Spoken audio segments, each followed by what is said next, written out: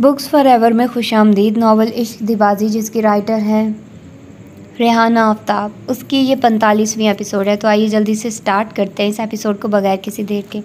वो शायद मसरूर कुन ख्वाब देख रही थी। तेज़ी से उसका दरवाज़ा धड़धड़ाया गया था। वो मंदी मंदी आंखें खोलकर समझने की कोशिश करने लगी कि उसकी आंख किस शोर से खुली है। दरवाज़ा एक बार फिर धड़धड़ाया गया था। वो दरवाजे तक आई थी।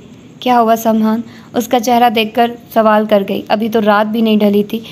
तैयारी कर लो, हमें थोड़ी देर में हवेली के लिए निकलना है, वो पैगाम पहुंचा रहा था। इस वक्त उसकी सारी नींद हवा हो गई। हाँ, शायद कोई इमरजेंसी हो गई है। दाजान का बुलावा है। डैड ने भी जल्दी पहुंचने की तलकीन की है। वो संजीदा लग रहा था। यह अचानक क्यों? विशाल का दिल धड़क उठा। वो मोहब्बत से उसके मतवहिश चेहरे को देखने लगा।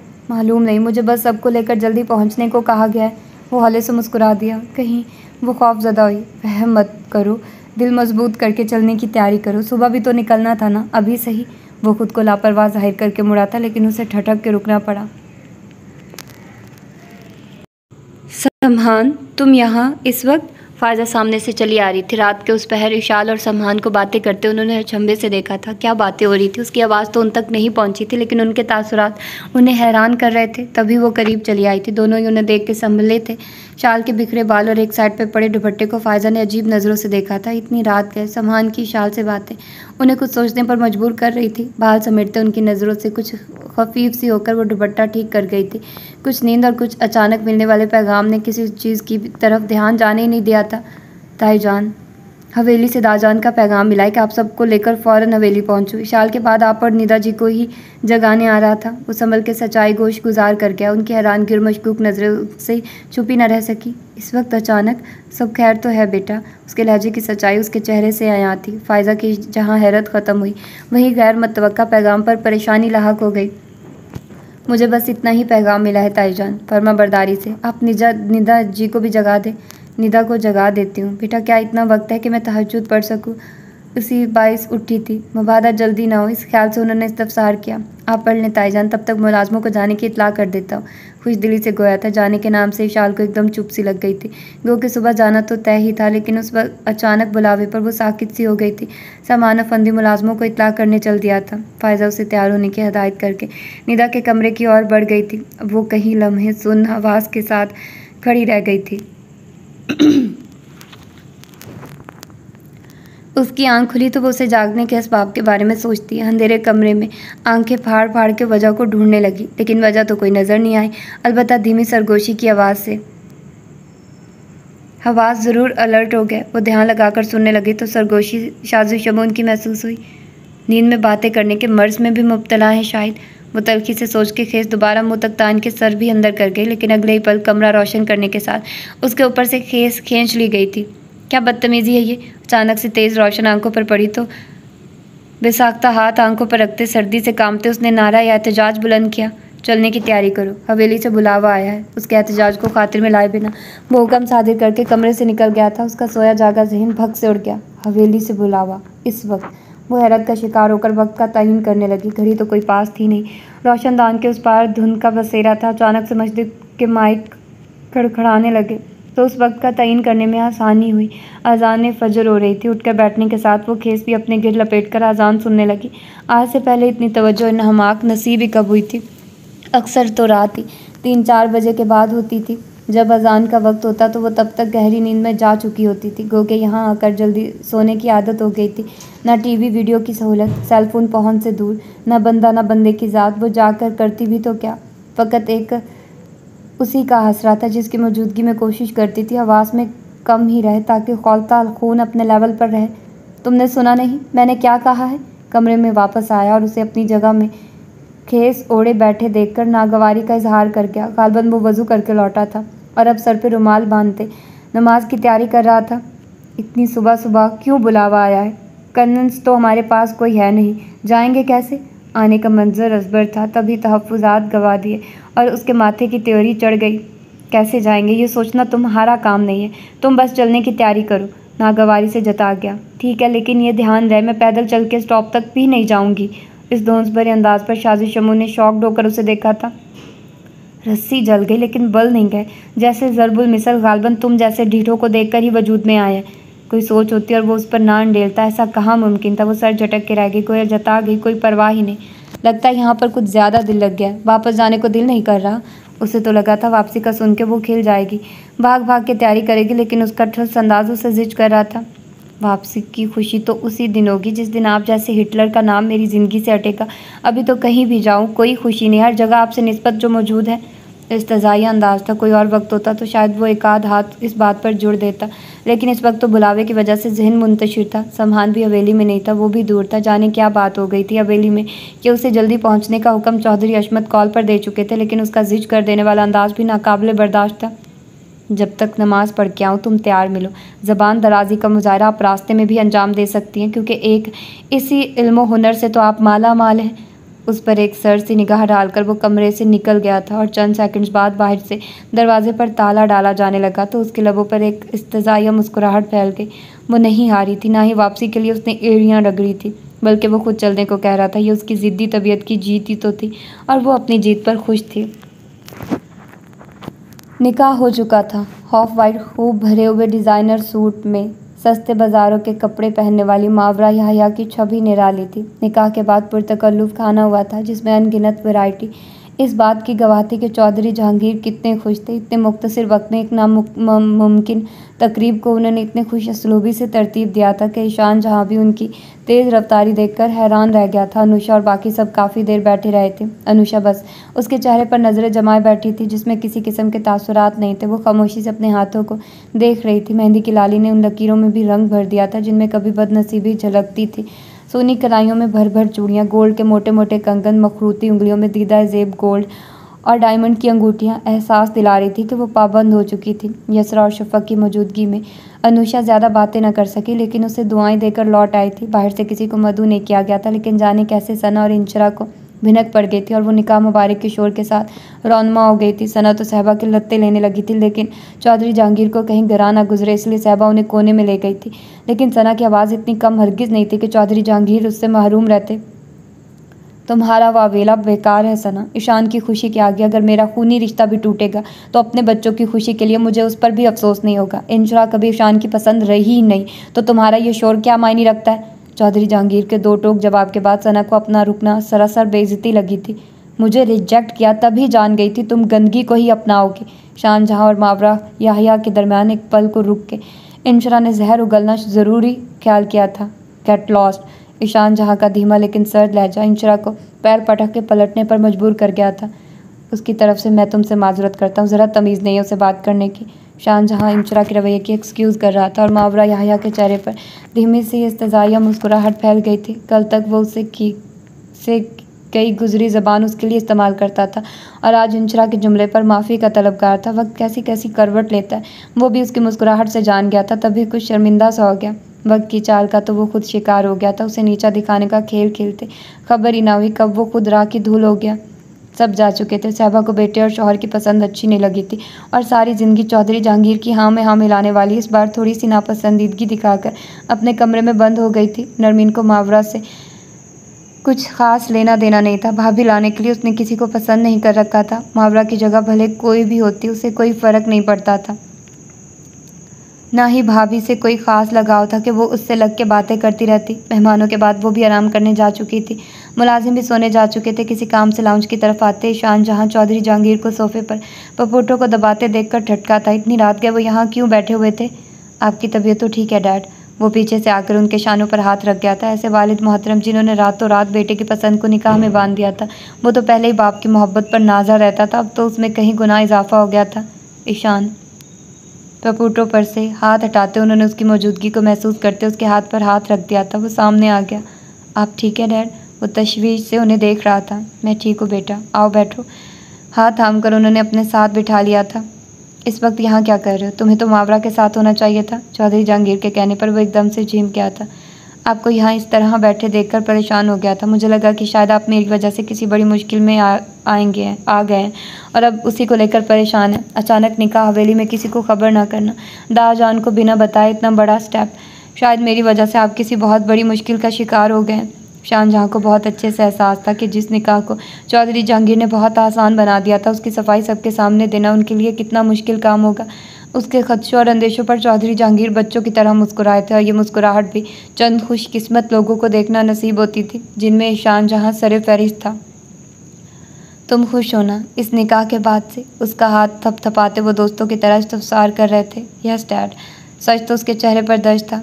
बस तो फिर खुश रहो। ये तो एक सीधे स्वभाव से निकाह का मामला था। अगर कोई मुश्किल मरहला होता तो तुम्हारी खुशी के लिए मैं वो भी कर गुजरता। हवेली बाबा जान, तुम किसी चीज़ के बारे में मत सोचो। हवेली वालों को मैं देख लूँगा। मोहब्बत से जिक्र करते हवेली के जिक्र पर उनका लहजा अजीब सा हो गया था।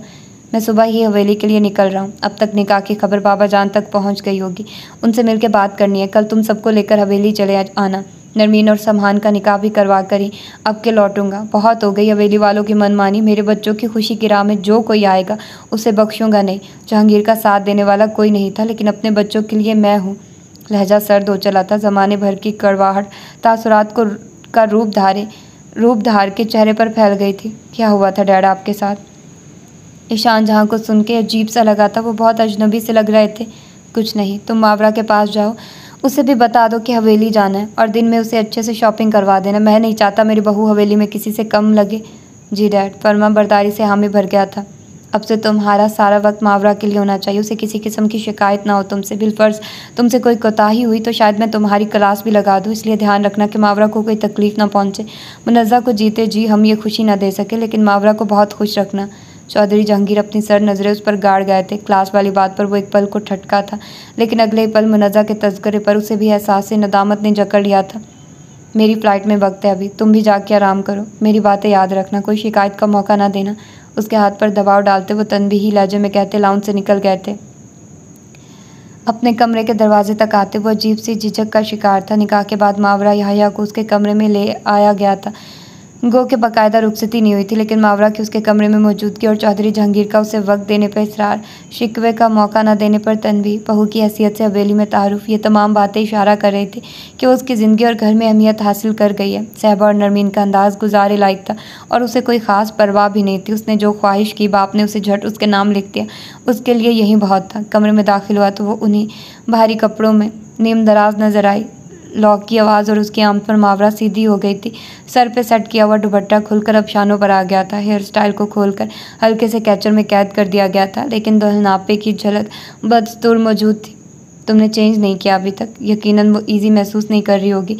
इस ख्याल से वो इस्तफसार कर गया। दिल में कहीं खुशफहमी भी थी कि वो बिना रूप उजाड़े वो उसका इंतज़ार कर रही थी।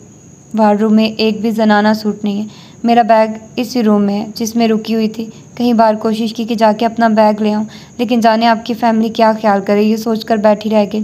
फिर मुझे यहाँ के रास्तों का तयन भी नहीं था कि किस रास्ते से गुजर के मैं उस कमरे तक जा सकूँगी। उसके मफसूल जवाब ने उसकी सारी खुशफहमी धरी की धरी रखती थी। नहा कितनी देर बेसुकून रही। किसी से कह दिया होता बैग लाने को। किससे कहती? कोई रूम में आया ही नहीं। आप भी अभी तशरीफ़ लाए हैं। कल तक तुम कहकर मुखातिब करने वाली, आज आप कह रही थी। जाने निकाह के बाद ये इज्जत देने का अंदाज़ था या वो तंज फरमा रही थी? शान को समझ नहीं आया। मैं ला देता हूँ बैग। वो खिदमत के लिए जल्दी से तैयार हो गया।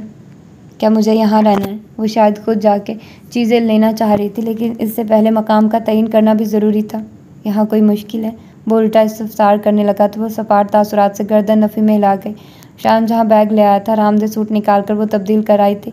मेकअप भी उतर गया था। धुले मुँह और अपने घिसे हुए सूट में वो पुरानी मावरा लगने लगी थी, जो सोने के लिए नज़रों ही नज़रों में जगह का इंतखाब कर रही थी। तुम बेड पर सो जाओ, मैं कहीं और जगह बना लूँगा। वो उसकी उलझन समझ गया था। जो कुछ हुआ इतना अचानक था कि दोनों को इस रिश्ते को समझने के लिए वक्त दरकार था। अभी तो मावरा एकदम से हाँ करके उसे बुलाना भी नाकाबिल फरामोश वाक़या लग रहा था। मज़ीद ये कि वो उसका महरम बन बैठा था। मुझे इतने नरम बिस्तर पर सोने की आदत नहीं है, मैं सीटी पे सो जाऊंगी। कहते के साथ ही वो सीटी को रौनक बख्श चुकी थी। बेआराम ही रहेगी। उसे अच्छा नहीं लगा। नहीं रहेगी, आप मेरी फ़िक्र ना करें। वो लेटकर दुपट्टा अपने ऊपर कर गई थी। दिन को शॉपिंग पर चलना है मेरे साथ। अपनी ज़रूरत की सारी चीज़ें ले लेना। फिर कल हम हवेली जाएंगे। मेरा दर्दयाल है, सबसे मिलवाना है तुम्हें। वो उसके इल्म में इजाफा कर रहा था या बात बराए बात के लिए कोई मौजू दरकार था, वो खुद ना जान सका। बेहतर। वो जवाब देकर सर तक दुपट्टा तान गई थी। इतना कुछ हो चुका था, लेकिन उसके चेहरे पर खुशी का कोई रंग ईशान जहाँ को नज़र नहीं आया था। बिना हेलो हुज्जत के सपाट तासुरात से वो हाँ में हाँ मिलाती उसे हैरान कर गई थी। रात के निशानात अभी बाकी थे, लेकिन उनका सफ़र शुरू हो चुका था। ज़िंदगी में चंद दिन खुल के गुजारने के बाद वो बस एक बार फिर हवेली का सफ़र करने पर मजबूर थे। जहाँ से चले थे लौट कर तो वहीं जाना था। अचानक बुलावे पर इशाल चुप सी हो गई थी। दिल में चोट था तो बस यहीं धड़का लगा हुआ था कि कहीं बात तो नहीं खुल गई। इसी बाइस तो पेशी नहीं होने जा रही। जब तक हवेली नहीं पहुंच जाती तब तक मुख्तलिफ अबहाम को पालते सफ़र करना था। फ़ायज़ा फ्रंट सीट ईजी करके लेट सी गई थी ताकि पीछे दोनों भी सहूलत से सफ़र करें। उसकी खामोशी को महसूस करते निदा ने दो एक बार उसे दिलासा दिया था, फिर वो भी रास्ते की तारीकी से तंग आके आंखें मूंद गई थी। जो होना था वो तो तय था। उसे सोच सोच कर ज़हन जो अधमुआ हुआ जा रहा था, उसका कोई हल उसे नज़र नहीं आ रहा था। कॉटेज में गुजारे वक्त की खूबसूरत यादें लिए वो सामान पर नज़रें जमाए बैठी थी। वो बज़ाहिर सड़कों पर नज़रें जमाए ड्राइव कर रहा था, लेकिन उस पर भी बराबर नज़र डाल रहा था। उसकी उदासी, उसकी खामोशी महसूस कर रहा था। चंद दिनों में वो जितनी खुश नज़र आ रही थी, ये सब देखकर उसे हमेशा खुश रखने का अज़म बढ़ गया था। लेकिन अभी भी इम्तिहान से गुजरना था। बुलावे के मफ़हूम से उसे भी लाइल्म रखा गया था। बुलावा किसी भी हवाले से था, यह वक्त तो आना ही था। वो शिद्दत से जल्द आने का मुंतज़िर भी था। जो होना था वो हो जाता। कम अज़ कम इस अबहाम की हकीकत का ख़ात्मा हो जाता। पीछे बैठी वो खामोश थी, लेकिन उसकी आंखों की टिकटिकी उस पर लगी हुई थी। उसकी फ़िक्रमंदी पर एक मुस्कुराहट देखकर उसने मूड चेंज करना चाहा था, लेकिन वो जवाबन मुस्कुरा भी ना सकी। फ़ायज़ा और निदा की मौजूदगी में बात तो नहीं हो सकती थी। तभी समहान ने स्टीयरिंग को एक हाथ से संभाल लिया था। सेलफोन थाम कर उंगलियाँ तेज़ी से टेक्स्ट टाइप करने लगी थी। सेंड के ऑप्शन को क्लिक करते उसकी नज़रें विंड स्क्रीन पर जम गई थी। गोद में रखे फ़ोन की स्क्रीन को जलते देखकर इशाल जहांगीर ने मैसेज देखा था, मेरी ज़ौजा मोहतरमा पर यह उदासी का रंग ज़रा सूट नहीं करता है, क्योंकि जब हमारी मोहतरमा उदास होती हैं तो मेरा दिल परेशान हो जाता है। इसलिए इस बेचारे दिल पर थोड़ा सा रहम करो और मुस्कुराओ। डील पक्की करोगी तो रास्ते से आइसक्रीम भी खिलाऊंगा। उदासी और संजीदगी के बावजूद उसके चेहरे पर, लबों पर मुस्कुराहट आ गई थी। साथ ही आंख से निकला बूंद सेल फोन की स्क्रीन को नम कर गया था। डील डन है, लेकिन मेरा नाम मोहतरमा नहीं है जनाब। मुझे मेरे असल नाम से लिखा और पुकारा जाए। गालों से नमी समेटे उसने जवाब भेज दिया था। और कोई हुक्म? रुखसारों पर फैली नमी को मोहब्बत से देखते सवाल हुआ था। उसके कह पर मुस्कुरा दी थी। उंगलियां सेल फोन पर चल रही थी। अब सफ़र अच्छा गुजरने वाला था। हमें जहांगीर से इस गुस्ताखी की उम्मीद नहीं थी। चौधरी अशमत गुस्से से टहल रहे थे। जाने आपने उसकी तरफ से कौन सी खुशगुमानी पाल रखी है। उसने कब हमें अपने किसी अमल से खुशी दी? हमेशा हमारी उम्मीदों के बरखिलाफ ही किया सब कुछ। सुमर्द बेगम उनसे ज़्यादा भरी बैठी थी। मुनज़्ज़ा की बेटी से ईशान का निकाह, सोच सोच कर ही हमारा खून खौल रहा है। किसी न किसी तरह तो उसने अपनी नाकाम हसरतों को पूरा करना ही था ना। खुद ना कर सका तो बेटे की करवा दी, उस बदबख्त की बेटी से। जुमर्द बेगम का बस नहीं चल रहा था कहीं से मुनज़्ज़ा उनके सामने आ जाए और वो सारे हिसाब बेबाक कर दे। मर चुकी है वो, मत बोलो अब उसके लिए कुछ बुरा। चौधरी अशमत का लहजा कहीं ना कहीं धीमा हो गया। वो तो अब मरी है। हवेली में तो उसने सालों पहले बीन डाल दिए थे। उसी का भुगतान तो हमारी नस्लें भुगत रही हैं। हम आपसे कह रहे हैं चौधरी जी, आप जहांगीर से कह दीजिए कि वो मुनज़्ज़ा की बेटी को हमारी हवेली में ना लाए, अपने शहर वाले महल में रखे। उसकी बेटी यहाँ आई तो मुझे इशाल का दुख फिर से महीनों रुलाएगा। सुमर्द बेगम ने दुखी होकर दो टोक लहजे में कहा था। सुबह तक अकेला पहुंचेगा जहांगीर, बाकी सबको ईशान कल लेके पहुंचेगा। उन्होंने चौधरी जहांगीर के प्रोग्राम से आगाह किया। कल हो या परसों, मुनज़्ज़ा की बेटी के लिए हमारी हवेली में कोई जगह नहीं है। आप जहांगीर को अच्छी तरह समझा दीजिए। लहजा अटल था। कैसी बात कर रही हैं बेगम? जहांगीर समहान और नरमीन का निकाह साथ करवा के जाएगा। अब ऐसे में अपनी बहू को कहाँ छोड़ेगा? यानी आपने उस डाइन की बेटी का बहू का दर्जा दे दिया। बहुत अफसोस की बात है चौधरी जी। समहान और नरमीन के निकाह वाली बात पर एक पल को ठटक के जुमर्द बेगम ने गिला किया था। तस्लीम नहीं किया, लेकिन इस मसले से कैसे निकले ये समझ नहीं आ रहा। चौधरी अशमत परेशान नज़र आ रहे थे। आपके बेटे ने कुछ समझने समझाने लायक रास्ता छोड़ा ही कहाँ है। ये तो उसने चालाकी ही या सीकी के निकाह से पहले हवा नहीं लगने दी। इजाज़त लेना और बेटे के निकाह में शरीक करना तो दूर की बात है। आदत जो रही है हमेशा से अपनी मनमानी करने की, पहले अपने लिए करता रहा है और अब अपने बेटे के लिए। जब बेटे की बारी में उसने हमें अहमियत नहीं दी तो बेटे के लिए हवेली और सामान की पख क्यों डाली हुई है? ढूंढ ले वहीं शहर में कोई शहरी दामाद, शहरी बहू की तरह। अपने सामान के लिए हम हवेली में ही कोई लड़की देख लेंगे। गुस्सा तो जुमर्द बेगम को भी था, बल्कि चौधरी अशमत से कहीं ज़्यादा था। मुनज़्ज़ा की बेटी को बहू के रूप में सोचकर ही खून उबलने लगता था। लगे हाथों उन्होंने समहान और इशाल का मुकदमा भी लड़ने की कोशिश की। नहीं, सम्मान के लिए तो हम जहांगीर को ज़बान दे चुके, अभी तो बस इस मसले से किस तरह निकलना है, किसी तरह मुनज़्ज़ा की बेटी से छुटकारा हासिल करके उसे ईशान की ज़िंदगी से दूर करना है। ज़िंदगी रही तो हम भी देख लेंगे, आप भी देख लीजिएगा, कैसे आपका बेटा ऐसा होने देगा। अपना कौवा उसे कभी काला नज़र नहीं आता। वो जली बैठी थी। आपका बेटा, ये बड़ा ही नामाकूल अंदाज़ है आपका ज़मर्द बेगम जहांगीर के लिए। वो हमारा नहीं, आपका भी बेटा। आपके अंदाज़ से तो हमें यूँ लगता है जैसे जहांगीर हमारी दूसरी तीसरी बीवी से हुआ हो। खार आप ऐसा ही खाती हैं उससे। चौधरी अशमत को हमेशा से उनका अंदाज़ जहांगीर के लिए सख्त महसूस होता था, जिसका उन्होंने बरमला इजहार भी कर दिया था। काश कि होता किसी शौकन का बेटा, तब तो बुरा भला बोल के कलेजा ठंडा कर लेती, लेकिन अफसोस तो इसी बात का है कि मेरी ही कोख से निकला बेटा माँ का कलेजा छलनी कर गया। हमेशा से गलत किया है उसने। जब कभी ममता का दिल उसकी तरफ हमकता है, साइका की बेबसी और इशाल की महरूमियाँ फिर से मेरा दिल सख्त कर जाती है। कैसे भूल जाऊँ कि ऐसा खुदगर्ज बेटा भी मैंने ही जन्म दिया है। ज़मर्द बेगम दुखी होकर आबदीदा हो गई थी। पहले कौन सी टेंशन थी फरियाल, अल्लाह का शुक्र है सब ठीक तो चल रहा था। दिया की नज़रें सवालिया हो गई थी। फरियाल गड़बड़ा कर अपनी बेख्तियारी को कोस के रह गई। यही सम्मान और इशाल का निकाह जो तय था भाभी। उन्होंने बात संभाली। जहांगीर इस ऐलान के साथ आ रहे हैं कि कल सहबा और बाकी सब आएंगे और वो नरमीन और सम्मान का निकाह करवा कर ही जाएंगे। तुमसे कोई बात नहीं हुई? तुम तो माँ हो सम्मान की। उन्हें किसी कदर हैरानगी हुई। असफन कुछ देर कबल ही सफ़र से लौटे हैं भाभी। आते ही बाबा जान के हुजरे में गए थे। बी जान भी वही है। मुमकिन है इस हवाले से कोई बात हुई हो। असफन या बी जान से मेरी कोई बात नहीं हो सकी इस हवाले से। वो मुतफक्किर थी। बेटा बहू कुछ वक्त साथ बिताने का जब से कह कर गए थे, उनका हर पल दुआ में गुजरने लगा था कि वो दोनों हमेशा साथ रहें। अभी एक मामला तय नहीं हुआ था कि ये दूसरा किस्सा खुल गया था। जाने इस किस्से के क्या असरात मुरतब होते। वो मुतफक्किर थी। अब क्या होगा असफन? क्या बात हुई आपकी बाबा जान से? चौधरी असफन कमरे में आए तो फरियाल बेचैनी से दरियाफ्त करने लगी। इस वक्त तो बाबा जान जहांगीर भाई की हरकत पर शदीद बरहम है। आते हुए तो यही सोचता आया था कि जाते ही सम्मान और इशाल के निकाह की बात बाबा जान के सामने खोल दूंगा, लेकिन बाबा जान के गुस्से को देखकर मैंने अपना इरादा मुलतवी कर दिया।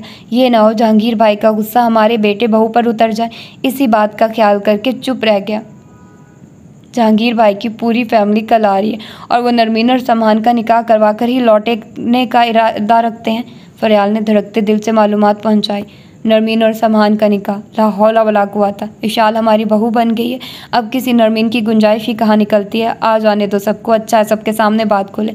सोचा तो था कि ज़्यादा तमाशा ना बने, लेकिन जहांगीर भाई ने गड़े मुर्दे उखाड़ के जो तमाशा लगाया, इस पर तो लग रहा है रज के तमाशा होगा। चौधरी असफन का अंदाज पुरसोच था। मुझे बहुत डर लग रहा है असफन। सच खुलने के बाद जाने सबका क्या रिएक्शन हो। मेरे बेटे बहू का दिल नहीं टूटना चाहिए असफन, उनका दिल ठंडा रहे बस। फरियाल आबदीदा थी। परेशान ना हो, अपने बेटे बहू की खुशी के लिए हर हद तक जाऊंगा। जब जहांगीर भाई अपने बेटे के लिए हवेली वालों को दूध से मक्खी की तरह निकाल कर फेंक सकते हैं, तो मुझे क्या पड़ी है उनके उल्टे सीधे फैसले मानने की। जब उन्होंने बड़ा पन्ना दिखाया तो हवेली वालों से कोई भी उम्मीद रख के अपनी बेटी का मेरे सम्मान से निकाह के लिए पूरी फैमिली को उठा लाना, चाहे मायनीदार, मेरे लिए भी अपने बेटे की खुशी सबसे अहम है। चौधरी जहांगीर की खुदगर्ज तबीयत एक बार फिर सबके सामने उन्हें बहुत छोटा कर गई थी। असफन अपने बेटे का मुकदमा लड़ने के लिए बिल्कुल तैयार थे। कब तक पहुंच रहा है सम्मान, हमारी बहू और बाकी सब? असफन की नज़रें सवालिया हुई। बस पहुंचने ही वाला होगा सबको लेके। शाह को भी कॉल कर दी थी बाबा जान ने। दिया भाभी की बात हुई थी कुछ देर कबल शाह से। शाह और शनाया भी निकल चुके थे हवेली के लिए। तब तक जहांगीर भाई भी पहुंच जाएंगे। देखते हैं पहले ये सब पहुंचते हैं या भाई साहब। अनकारा भर के चौधरी असफन पुरसोच अंदाज इख्तियार कर गए थे। फरियाल थके हुए अंदाज में टेक लगा गई थी। सूरज का कुछ अता पता नहीं था। ठंड और स्मोक की वजह से सफ़र कितना कठिन था ये मुसाफिर ही जानते थे। मोहताज ड्राइव के बावजूद वो काफ़ी जल्दी हवेली पहुंच गए थे कि वापसी का सफ़र तो यूं ही जल्दी कट जाता है। शुक्र अल्हम्दुलिल्लाह, सफ़र बखैर खूबी अपने अंजाम को पहुंचा और हम सब अपनी मंजिल को लौट आए।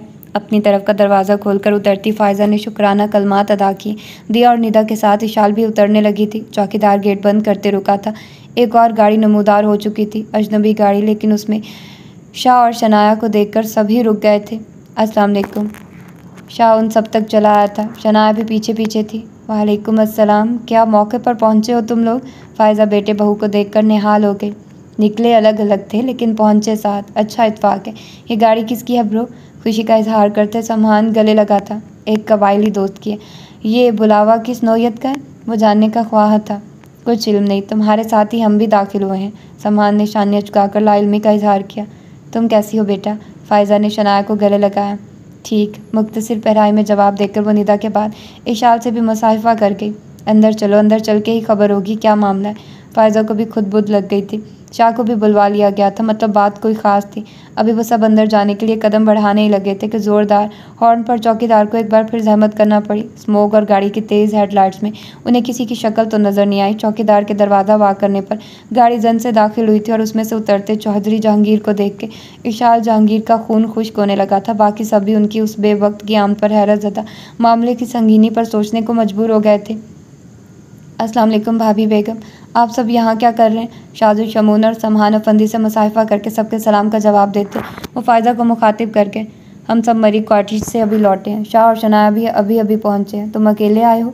जवाब देकर सवाल करके मरी कॉटेज का सुनकर चौधरी जहांगीर ने एक सर्द निगाह इशाल जहांगीर पर डाली थी। बहुत खूब, तो तफरी हो रही थी? अंदाज इस्तज़ाया था। अरे नहीं, कैसी तफरी, बच्चियां तो वहाँ बोर ही होती रही। सम्मान अपने काम में मसरूफ़ था और मैं तो बिलखुसूस गई ही मैयत के लिए थी। मैयत के घर में कैसी तफरी?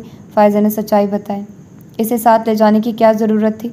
उंगली से शाल की तरफ इस तज़हीक अमेज़ लहजे में इशारा किया गया कि शाल जहांगीर की कनपट्टी सुलगने लगी। सबके सामने चौधरी जहांगीर का अंदाज़ इशाल के लिए सभी को खुला था, लेकिन वो छोटे थे, कुछ कहने के मजाज ना थे। इशाल को अपनी शादी का जोड़ा लेना था वहाँ से, और निदा भी साथ थी तो एक से भली दो थी। फ़ायज़ा ने बात बनाई। खैर, मैं बाबा जान से बात कर लूँगा। आइंदा से इसे कहीं भी आने जाने की इजाज़त देने से पहले मेरे नोटिस में भी बात लाई जाए। कल को कुछ उल्टा सीधा करके हमारी इज्जत रोल गई तो ये तो मर खप जाएगी। इसे कहीं ना कहीं हवेली में ही गाड़ देंगे, लेकिन हमारी जो बदनामी होगी उसका क्या? बेरहमाना अंदाज, सफाकियत से पुर लहजा शाल के आवाज़ सुन हो गए थे। मेरी रगों में दौड़ता खून भले आपका हो, लेकिन इसमें वफादारी का रंग मेरी माँ का है, जो एक नाम लेकर ही मनोमट्टी तले जा सोई। बेफिक्र रहिए, वल्दियत के खाने में दर्ज आपके नाम से ज़्यादा मुझे अपनी माँ की तरबियत पर वार की परवाह रहती है। उनकी बात गाली की तरह लगी थी। सभी दोनों को देख रहे थे। तुम्हें भी तुम्हारी माँ के बराबर दफन करूँगा, फिक्र ना करो। सम्मान अफंदी से ज़ब्त मुहाल हो रहा था। ये मेरी खुशकिस्मती होगी। शाल जहांगीर की इस्तज़ाइया हंसी चौधरी जहांगीर को सुलगा गई। देखते हैं। कड़ी निगाह डालकर चौधरी जहांगीर का रुख यकीनन चौधरी अशमत के हुजरे की तरफ हो गया था। सबकी तरहम भरी नज़रें उस पर उठी थी तो अफसोस भरी निगाह चौधरी जहांगीर के पुष्ट पर जम गई थी। तुम ही कुछ ख्याल कर लिया करो इशाल, उसकी तो आदत है कड़वा बोलने की। फ़ायज़ा ने सरजनिश के साथ बहलाना ज़रूरी ख्याल किया। जिन्हें अपने रिश्ते और लफ्ज़ों की हुर्मत का ख्याल नहीं, मैं उनका ख्याल रख कर क्या करूँगी ताईजान। और आप अपने जुमले की तसही कर लें, सिर्फ मेरे साथ कड़वा बोलने की आदत है उन्हें। वो तलखी का इजहार करके शनाया के लिए ये मंजर खासा हैरान कुन था। वो हवेली में नहीं रहती थी, शाल जहांगीर की बेटी, इस हकीकत से वो भी वाकिफ़ थी। वो अपनी शहरी बीवी बच्चे में खुश थे, लेकिन इशाल जहांगीर के लिए उनके अल्फाजो अंदाज ने उसे झंझोड़ दिया था। सगा बाप और ऐसे अलकाबात, वो जितना हैरान होती कम था। लगता है हवेली वालों ने बेटियों को पैदा करके उन पर कोई ख़ास एहसान किया है। कुछ अपने वालिदैन की तरफ से भरी बैठी थी। बाकी चौधरी जहांगीर के तेवर देखकर खुद को कहने से बाज न रह सकी। शाज़ु शमून की सर्द नज़रों से सबकी नज़रों का एहसास दिलाया तो वो सर झटक गई। समान अफंदी ने सारा कुछ ज़ब्त से मुलाहिजा किया था। उसे खुशी देने की चाहती, लेकिन जब ऐसे नाम नहाद बड़े उसके सामने आकर इशाल को दुख देते थे तो उसे समझ नहीं आता था कि उनके साथ कैसा सलूक करें। वालिद मोहतरम होने का शर्फ भी हासिल था, बस सिर्फ शर्फ हासिल करने की हद तक। जहांगीर भी आए हैं, अल्लाह खैर करे, मुझे तो हौल उठ रहे हैं। फ़ायज़ा का दिल परेशान होने लगा। कोई ख़ास बात नहीं होगी, आप परेशान ना हो। शाज़ु शमून उन्हें दिलासा देते शानों से थामकर अंदर ले जाने लगा था। निदा और शनाया के साथ सबने अंदर की तरफ पेशकदमी की थी, लेकिन चंद कदम चल के ही सम्मान अफंदी को रुकना पड़ा था। शाल जहांगीर ने पीछे से उसकी जैकेट मुट्ठी में भरकर उसे रुकने पर मजबूर कर दिया था। सब थोड़ा आगे निकल गए तो वो सामने आ गई। उसने जैकेट नहीं छोड़ी थी, बस मुड़ते हुए जैकेट की जिप अब उसके हाथ आ गई थी। वालिद मोहतरम आ चुके, फ़ैसले की घड़ी आ चुकी है। कोई भी फ़ैसला करने से पहले, किसी भी मकाम पर ब्लैकमेल होने से पहले इतना याद रखना, मैं तुमसे किसी सूरत दस्तबरदार नहीं होंगी। संजीदा लहजा, नम पलकी, शायद हवेली की आबो हवा में ही नमी घुली हुई थी जो दाखिल होते ही धुंध उसकी आंखों में आ समाई थी। लब दांतों से कुचलते उसने मोहब्बत से उसके चेहरे को देखा था। जैकेट को पकड़े उसके हाथों पर उसका हाथ खुद ब खुद आ पड़ा था। तुम दस्तबरदार होने की कोशिश भी करोगी तो अब के मैं ऐसा होने नहीं दूंगा। इम्तिहान का दौर तो तुम्हारी मोहब्बत को जुटलाते इसी हवेली में गुजर गया, अब तो नताइज की घड़ी आन पहुंची है। परेशान ना हो, तुम्हारे साथ हो। उसके हाथ पर नरमी से दबाव डालकर आगे चलने का इशारा किया था। साथ ही रहना, साया बन के। गर्दन मोड़ के उसे देखती वो बाबर करा रही थी। इंशाल्लाह। वो मुस्कुरा दिया था। इतने असाब शिकन माहौल में भी उसकी मुस्कुराहट उसमें ज़िंदगी की लहर दौड़ा देती थी। तो ये थी इसकी आज की एपिसोड। मिलते हैं और देखते हैं कि क्या धमाका होने वाला है। पता नहीं अब क्या होने वाला है, कुछ समझ नहीं आ रही मुझे। मैं खुद वो नर्वस हो रही हूँ कि इसकी अगली एपिसोड में आखिर होगा क्या। तो मेरी तरह आप लोग भी एक्साइटेड हैं और सोच रहे हैं कि इसमें आगे क्या होना है। तो भाई ये तो अब अगली एपिसोड पढ़कर ही पता चलेगा और आप लोगों को इसका करना पड़ेगा इंतज़ार। आजकल मेरी ज़बान कुछ ज़्यादा लड़खड़ा रही है, सही से अल्फाज की अदायगी नहीं कर पा रही मैं, तो इसके लिए माज़रत, इग्नोर कर दीजिएगा। बाकी मैं अपनी तरफ से कोशिश तो करती हूँ, लेकिन समटाइम्स यार ऐसा होता है कि लिखा ही ठीक नहीं होता तो मैं थोड़ा अटक जाती हूँ। तो समटाइम्स मैं कवर कर भी लेती हूँ, समटाइम्स नहीं होता कवर। तो I think so it's normal. अगर आप लोग सुनते हैं तो इतनी छोटी छोटी बातों को इग्नोर करना भी सीख जाएंगे या सीख लिया होगा, क्योंकि ये तो नॉर्मल सी बात है कि कोई भी इंसान रवानगी के साथ एक हद तक ही कर सकता है। और फिर जाहिर सी बात है मैं एडिट नहीं कर सकती, इतना सारा एडिट मुझसे नहीं होता, मेरे पास पहले ही टाइम नहीं होता कि मैं रिकॉर्डिंग कर सकूँ और फिर उसके दौरान मैं इन छोटी छोटी चीज़ों को एडिट करती रहूँ, तो फिर तो गई मैं किसी काम से। तो इसीलिए अभी भी मैं वीकेंड पर थोड़ा फ्री हुई हूँ और मैं आप लोगों के लिए रिकॉर्डिंग कर रही हूँ कि चलो मैं पूरे हफ्ते के लिए रिकॉर्डिंग कर देती हूँ ताकि हफ्ता सुकून से गुजर जाए। तो फिर मिलते हैं इसकी अगली एपिसोड में और मेरी तरह आप लोग भी देखिएगा कि क्या होता है। बहुत ज़्यादा एक्साइटेड हूँ मैं भी और आप लोग भी होंगे। तो कमेंट्स कीजिएगा यार, अगर आप लोग सब्सक्राइब नहीं करते तो सब्सक्राइब कर लीजिएगा। वैसे मैं अब कहती नहीं हूँ तो इसका ये मतलब नहीं है कि आप लोग सब्सक्राइब ही ना किया करें। और सारे नॉवेल्स अच्छे से सुना करें। मैं कोशिश करती हूँ यार कोई अच्छे से नॉवल सुनाऊँ आप लोगों को। मैं खुद बहुत बोर हो गई हूँ, मज़ा नहीं आ रहा यार। ये वाला नावल बहुत ज़बरदस्त है और मैं परेशान हो रही हूँ कि अगला नावल में कौन सा स्टार्ट करूँ। मेरा दिल है कि मैं अगला नावल स्टार्ट करूँ टूटा हुआ तारा। वो भी बहुत मज़े का इसी तरह की स्टोरी है और मुझे पढ़ने में मज़ा भी आएगा। इसके अलावा एक और भी है झील किनारा कंकर, ये वाला भी बहुत मज़े का नावल है। ये दोनों नावल्स से ना मुझे एक जैसी वाइब्स आती है, क्योंकि जब ये नावल आ रहा था ना ये दोनों इकट्ठे आ रहे थे। और एक और नावल मुझे है हुक्म अज़ा। ये तीनों नावल्स, और कौन सा नावल इसके साथ का, ये भी नावल ऑलमोस्ट उनकी नावल की ही तरह है। झील किनारा कंकर, टूटा हुआ तारा और ये चाहते ये शिद्दतें, ये नावल भी वैसा ही है। तो ये नावल सारे बहुत पुराने हैं, मैंने पढ़े हैं, बहुत पहले पढ़े हैं और ये इतने फेमस हैं कि हर जगह से आपको मिल जाएंगे। लेकिन मैं चाहती हूँ कि मैं इसको दोबारा से पढूँ आप लोगों के साथ। अगर आप लोग चाहते हैं कि मैं वो नावल पढूँ तो मुझे बताइए, क्योंकि मुझे मज़ा आएगा उनको पढ़ने में। तो फिर स्टार्ट करते हैं इस नावल को। अब इसको ख़त्म करते हैं ताकि मैं अगली एपिसोड स्टार्ट करूं, क्योंकि मुझे बहुत ज़्यादा क्यूरियोसिटी हो रही है कि आगे क्या होना है। तो मिलते हैं अगली एपिसोड में। अल्लाह हाफिज़।